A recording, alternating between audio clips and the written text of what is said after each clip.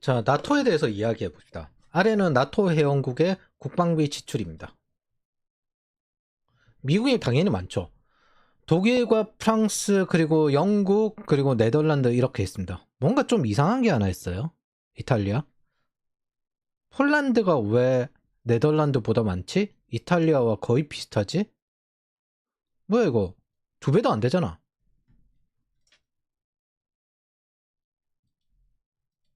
폴란드는 독일의 5분의 1 경제입니다. 경제 규모는 프랑스의 4분의 1, 이탈리아의 4분의 1입니다. 뭐야? 똑같잖아. 4분의 1이잖아. 5분의 1이잖아. 근데 2배도 안 되네? 거의 비슷하네? 여러분들은 이해되실 겁니다. 이제. 트럼프는 처음에 2% 국방비를 지출하라고 했습니다. 그 나라들이 어디죠? 동유럽들입니다. 그리고 이걸 가지고 EU는 국방비 지출을 안 한다고 했습니다. 하지만 대다수 권력을 가지고 있는 쪽은 여기 서유럽 쪽이죠. 이들은 어때요? 지출을 안 했습니다. 이들의 복지 정책은 전방에 있는 이들에게 방산을 팔면서 이루어집니다. 즉 완충지제죠. 이게 제가 경제 공동체는 동의를 해도 연방제는 반대하는 이유입니다. 이런 식으로 큰 나라들에게 이용당합니다. 즉 자국 방위에 대해서 이용당하게 됩니다. 보면 알겠지만 경제 규모상 미국을 제외하면 가장 많이 지출하는 건 우크라이나와 인접해 있는 폴란드입니다. 정작 경제 규모가 큰 영국, 독일, 프랑스, 이탈리아, 스페인들은 보호를 받으며 GDP 대비 국방비 지출을 2% 이하로 합니다. 캐나다도 마찬가지고 러시아와 마주한 동유럽은 최선을 다하고 있습니다. 특히 폴란드가 그래요. 서유럽, 남유럽의 복지, 이런 관광, 싼 물가 이런 것들은 미국의 방패막이로 돌아간 경제이며 거기에 러시아의 돈을 퍼줬고 동유럽의 방위로 의해서 돌아간 경제입니다. 여기에 미국이 유럽을 위해 써야 되는 몇 가지 비용이 많아요. 자, 수에즈 운하가 막혔을 때 제일 공급망에 타격받은 건 유럽입니다. 제가 독일의 차 관련 인프라를 중국으로 옮겼다고 했죠. 독일이. 그것들이 수에즈 운하가 막히면 이렇게 됩니다. 그리고 원유 시장이 동서로 양분되었고요. 그래서 벤스의 발언과 같아요. 수에즈 운하가 막혔을 때 유럽의 자동차 생산은 위협에 빠졌습니다. 당시 한국에서는 전자제품 가격을 모두 올라갈 것 같았는데 윤석열 대통령이 그 당시 인플레이션 대응이었거든요. 원래 이렇게 하면 안 되는데 어쩔 수 없이 기업을 압박해서 LG전자 가격을 못 올린 일이 있었어요. 이 공급망 불안에서 제일 영향을 받은 게 유럽입니다. 아시아는 저거 가지고 죽진 않아요. 근데 두 번째가 아시아예요. 미국에서는 이게 간접적이에요. 제조업 리쇼어링까지 하면 거의 필요가 없어집니다. 트럼프는 지난 8월 나토 회원국들을 향해 수년간 GDP 2%에도 못 미치는 방위비로 미군의 부담을 늘렸다. 세계의 도둑질이라고 했는데 동유럽은 저 2% 하자냐 이걸로 도망을 치고 선동을 했습니다. 그래서 미국이 2024년 나토를 탈퇴할 수 있다고 으름장을 놓기도 했는데 제가 보기에는 진짜 싫다라는 입장이에요. 2018년까지 그렇게 설득을 했고 나는 나토를 믿는다 이렇게 했는데 이랬습니다. 그때도 저는 그 생각했거든요. 그냥 정상적인 요구사항이잖아. 2025년 나토 회원국 방위비 6월까지 늘려야 된다. 이거 뭐 서유를 보고 늘리라는 거잖아요. 저거 어차피 유럽을 냅둘 수는 없거든요. 미국 입장에서. 근데 유럽은 제대로 안 하고 있었습니다. 계속 우크라이나 전쟁이 2022년에 일어났습니다. 그런데도 지금 현재 저 상태입니다. 나토 방위 5% 내라. 여기까지 더 압박을 주기 시작을 했죠. 그리고 뭐 계속 올라가. 2%는 도둑질이다. 독일, 한국 언론에서는 극우라 불리는 곳이 당선되고 머스크가 가서 지원한 곳이 정권이 바뀌었습니다. 그렇게 독일의 재무장이 시작되고 독일과 미국의 굉장한 날이다. 뭐 동맹국 얻었다는 거예요. 동맹국. 야, 드디어 믿을 만한 동맹국이 시작되었다. 아직까지는 동맹 정권이에요. 이게 주류가 아니기 때문입니다. 그게 지금 현재 유럽의 정치가 변화하고 있는 상태입니다.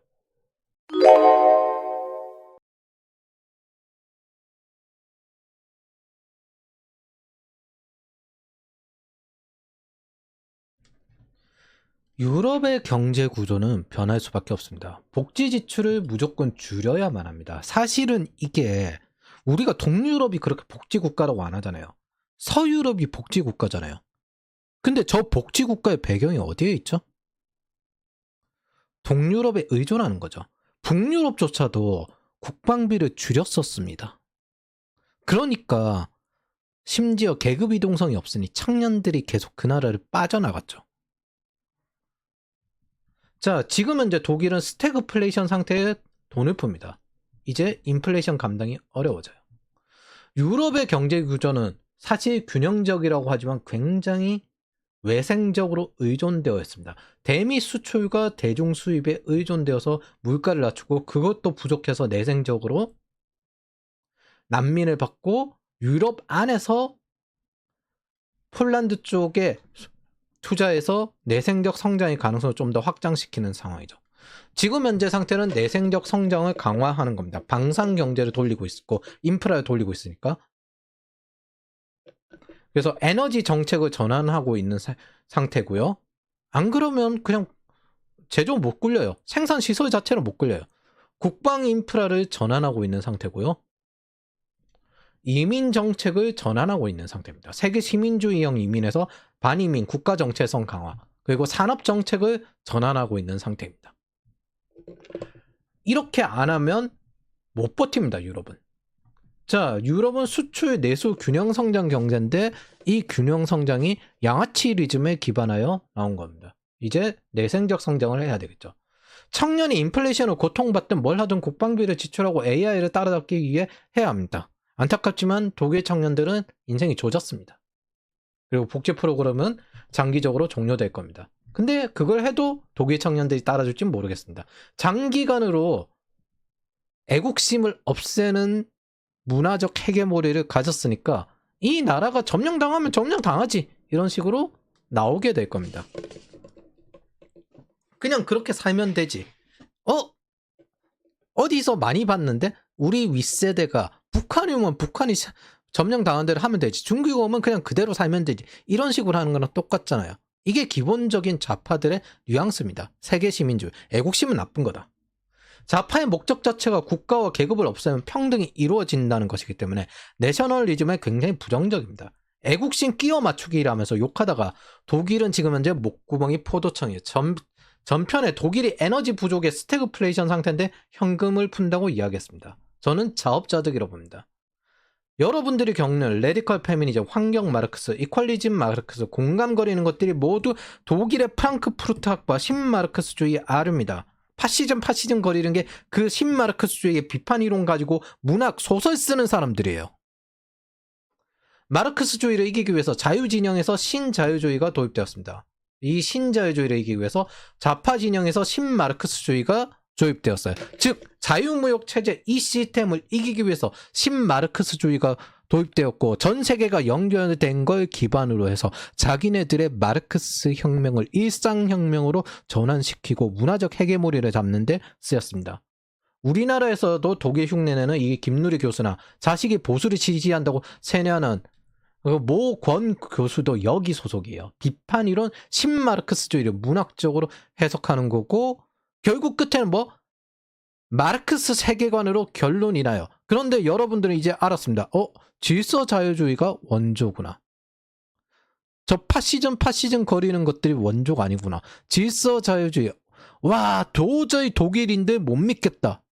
라고 해서 질서 자유주의를 만든 겁니다. 1차 세계대전도 일으켰잖아요. 그것도 선거로 된 거거든요.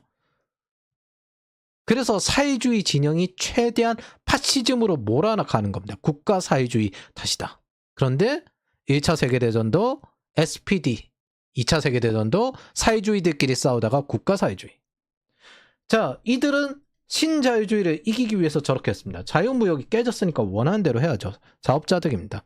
이게 상호무역의 정체입니다. 왜 자유무역을 미국인의 희생을 통해서라도 해줬느냐? 군사적으로 부상 안 할 것 같기 때문에.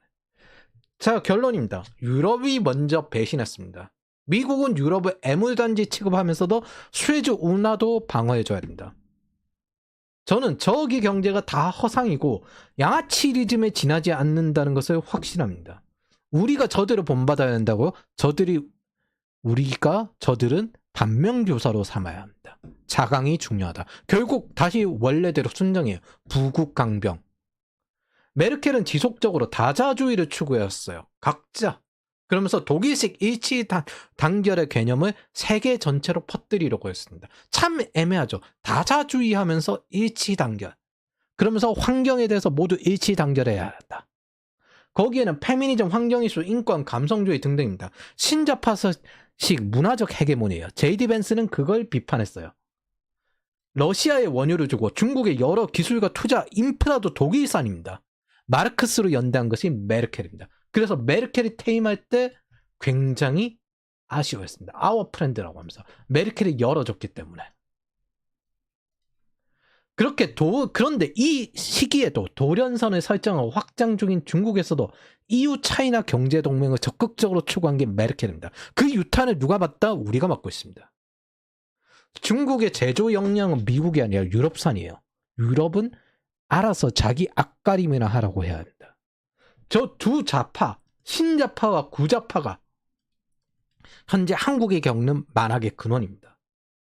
신좌파의 지도자와 중국의 숙청을 해낸 영도자. 그러면서 퇴임할 때 완전한 디커플링 옳지 않다 이러고 있죠. 중국은 돌연선을 설정하고 이거 퇴임하고 난 다음에 11월이죠. 퇴임하고 난 다음에 3차 돌연선이 2022년에 설정됩니다. 그리고 솔로몬 제도에 해군기지 만들죠. 떠나서 아쉽다 이러고 있습니다. 유럽은 장기간 다자주의를 주장했어요. 각자 길을 가겠다는 거잖아요. 그럼 자기들의 나라를 챙기면 돼요. 다국주의 시대에서도 자기들의 나라 챙기면 됩니다. 이게 유럽을 전쟁 경제, 자력 갱생을 해야 되는 경제입니다. 적어도 유럽의 복지 국가는 허상이고 스웨덴도 사실 신자유주의를 도입하고 나서 나아진 거 아닙니까? 그것도 사실 미국에 의존하는 거죠. 트럼프 행정부는 일기 시에 독일의 노드스트림 2를 지속적으로 설득해왔습니다. 근데 미국 기업에 지속적으로 삥뜯기를 하면서 미국에 수출하고 중국과 경제 동맹을 맺었고 아시아를 위험하게 만들었어요.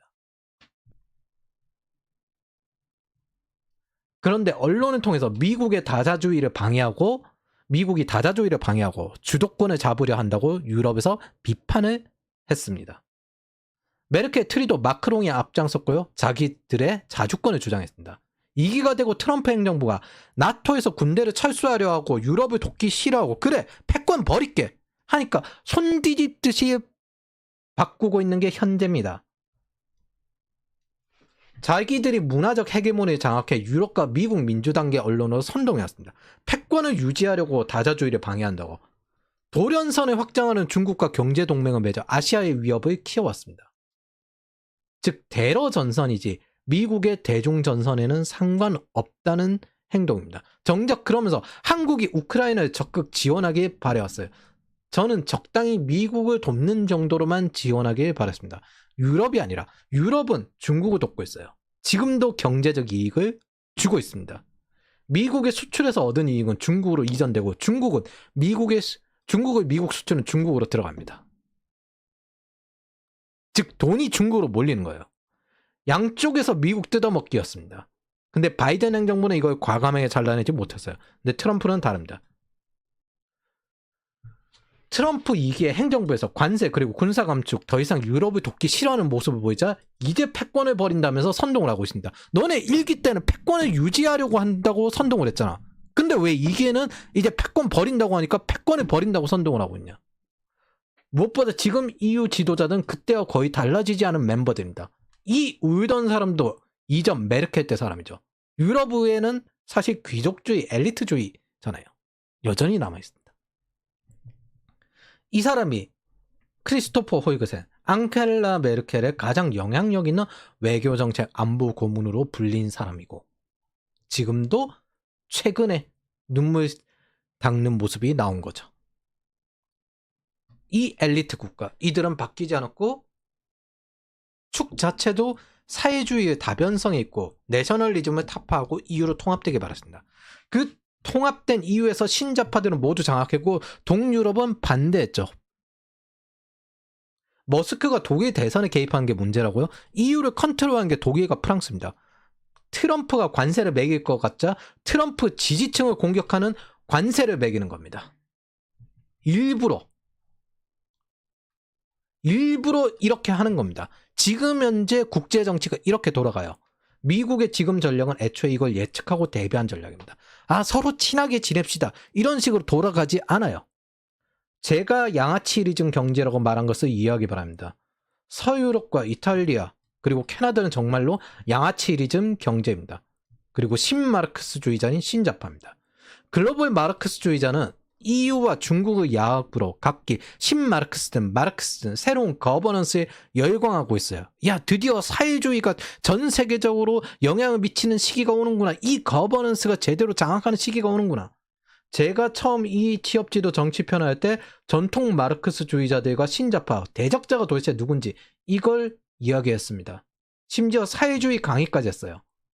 제이디 벤스는 유럽 한가운데서 내부의 적이라고 이야기했습니다. 안보회의에서. 동시에 유럽에는 언론의 자유가 없다고 이야기했어요. 지금 정치, 이념, 무역, 경제 모든 게 재편되는 시기입니다.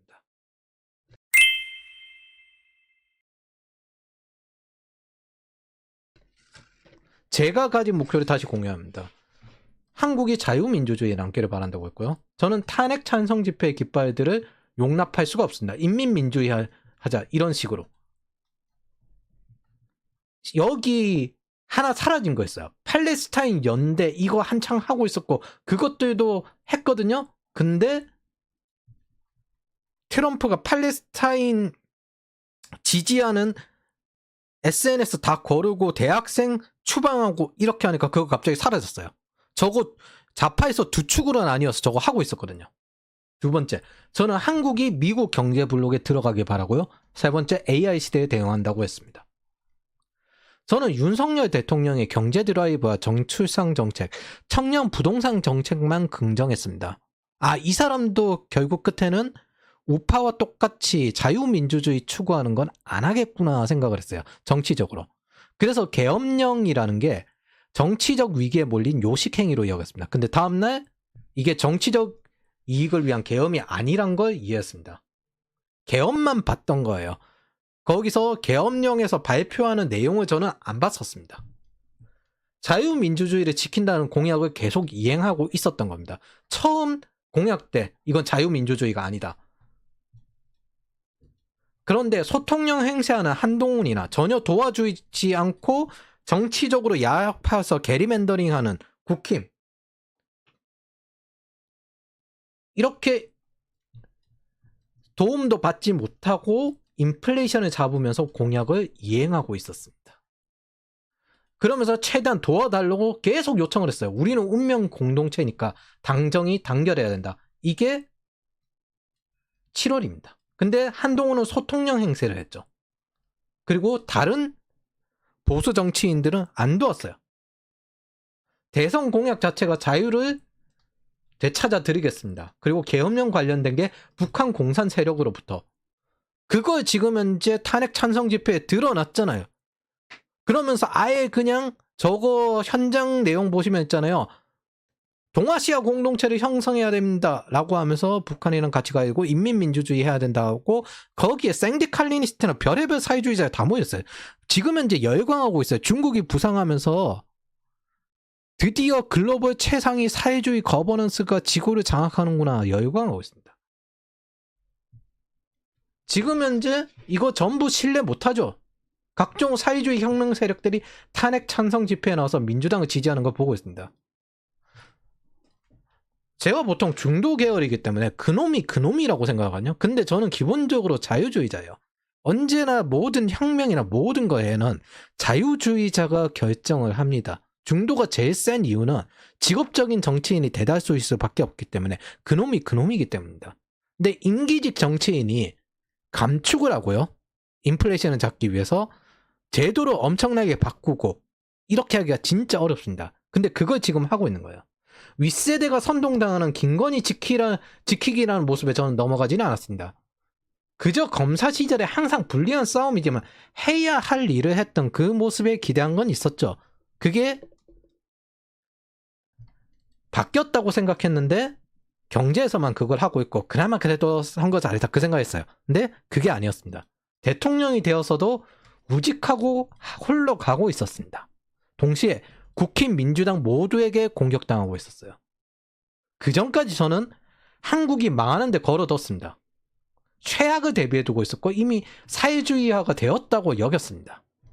한국이 총선 전에 그랬다고 여겼어요. 근데 차악이 생겼습니다. 그럼 싸워봐야죠. 저는 목숨까지는 못 걸겠고 양심 정도만 세울 겁니다. 언제나 근데 후회는 있잖아요. 안 하고 하는 거니까. 욕심을 줄이면 용기가 생깁니다. 한 가지 명확한 건 이게 미국의 경상수지 적자거든요. 전 세계 대상으로. 예. 뭐 이거나 한번 살펴보시면 되고 기본적으로 미국은 지속적으로 1990년대 이후부터 계속 마이너스 가서 지금 최악까지 내려오고 있습니다. 그리고 2024년 10월입니다. 독일은 FDA가 중국에 계속 추가 투자가 늘어나고 있고 이 인프라가 계속 늘어나고 있죠. 2018년에 트럼프 행정부가 이거 반대를 하면서 메르켈과 마찰을 일으킨 걸 계속 확대되고 있습니다. FDA 역대 최고 계속 확대되고 있어요. 기록적인 최고치라고 할 정도로. 뭐 중국의 인프라를 극대화시키고 있다는 거죠. 자, 최근입니다. 유럽은 중국의 학대에 입을 다물어야 한다. 쟤네들 우리 적입니다. 우리 위험을 키워주고 있는 적이에요. 그게 지금 현재 글로벌로 돌아가고 있는 경제고 저 유럽의 양아치 경제입니다.